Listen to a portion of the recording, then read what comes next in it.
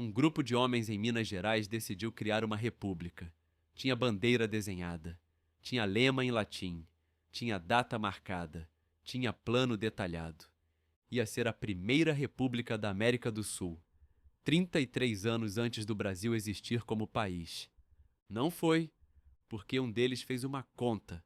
No mesmo ano em que Paris explodia e o povo francês tomava a Bastilha, Minas Gerais também conspirava contra o rei. Só que a revolta francesa virou república. A de Minas virou um mito. E a história que o Brasil contou sobre esse mito por mais de 130 anos não bate com o que realmente aconteceu. No começo do século XVIII, Minas Gerais era o lugar mais rico do planeta. O ouro saía do chão com uma facilidade absurda. Pepitas apareciam em leitos de rio. Veios inteiros estavam à flor da terra. Cidades brotavam em meses. Vila Rica, Mariana, Sabará, São João del Rei. Mansões de pedra, ruas movimentadas, igrejas com altares cobertos de ouro maciço. E tudo isso ia direto para o bolso de Portugal. Durante décadas, navios cruzaram o Atlântico carregando toneladas de ouro brasileiro para Lisboa. Portugal ficou milionário. Construiu palácios, financiou guerras, bancou luxos que não podia pagar com dinheiro próprio. Tudo com ouro de Minas. Mas ouro acaba. Lá por 1760, as minas começaram a secar. As pepitas sumiram. Os veios esgotaram. Os mineradores cavavam cada vez mais fundo e encontravam cada vez menos. A produção despencou. Portugal não quis aceitar. A coroa tinha uma cota fixa. Cada capitania devia entregar 100 arrobas de ouro por ano, algo em torno de 1.500 quilos. Se não entregasse, a diferença ficava como dívida, e a dívida só crescia. O ouro sumia do chão, mas o imposto não sumia do papel. Minas Gerais devia uma fortuna que não existia mais. E Portugal tinha uma solução para isso. Chamava-se derrama. Funcionava assim. Quando a cota não era atingida, a coroa autorizava a cobrança forçada da diferença. Na prática, os soldados batiam de porta em porta tomando tudo: ouro, prata, joias, objetos pessoais. Se você não tivesse ouro suficiente, levavam seus bens. Se não tivesse bens, levavam você para a cadeia. Não tinha negociação, não tinha recurso, não tinha defesa.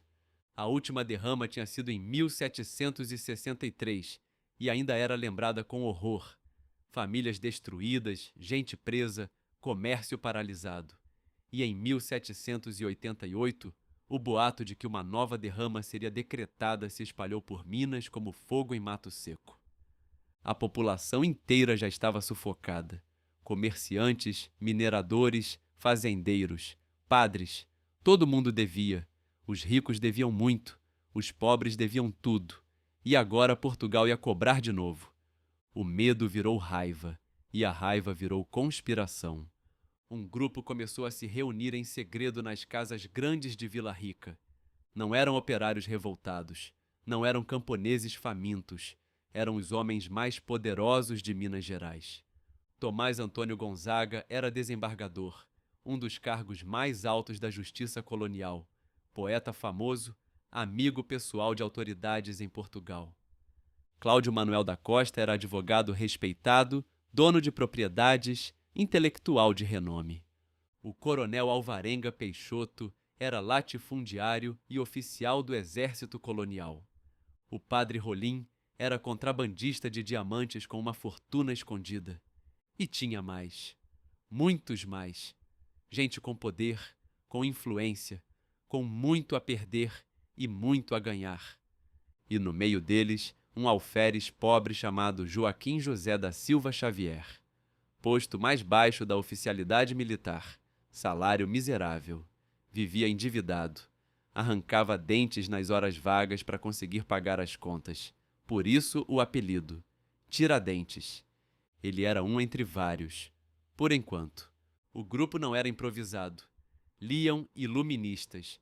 Falavam de Rousseau, de Voltaire. Conheciam a Revolução Americana de 1776. Alguns tinham estudado em Coimbra ou Montpellier e voltaram com livros, ideias, modelos. A conspiração tinha forma, tinha programa. O plano era ambicioso: agir no dia em que a derrama fosse decretada. Quando os soldados saíssem para cobrar, o povo se revoltaria. Os conspiradores tomariam o governo de Minas, declarariam independência e fundariam uma república inspirada nos Estados Unidos. Tinham até a bandeira desenhada, um triângulo com os dizeres libertas quaisera também, liberdade, ainda que tardia. A mesma frase que está na bandeira de Minas Gerais até hoje. Mas havia uma diferença entre eles que ninguém notou a tempo. Os ricos conspiravam em silêncio, sussurravam atrás de portas fechadas, escolhiam palavras, trocavam cartas em código. Tiradentes fazia o oposto. Parava gente na praça, entrava nos bares e começava a falar de república, de independência, do fim dos impostos. Um amigo puxou ele de lado uma vez e mandou baixar a voz. Tiradentes ignorou. Continuou falando, mais alto. Os outros tinham medo de ser descobertos. Tiradentes parecia querer ser descoberto. Isso vai importar daqui a pouco. Joaquim Silvério dos Reis era minerador, fazendeiro e devia uma fortuna absurda à coroa. Devia tanto que a derrama ia acabar com ele. Aí ele fez uma conta simples. Se a derrama acontecesse, ele perderia tudo. Mas a lei portuguesa tinha um mecanismo. Quem denunciasse uma conspiração contra a coroa podia pedir o perdão das próprias dívidas como recompensa.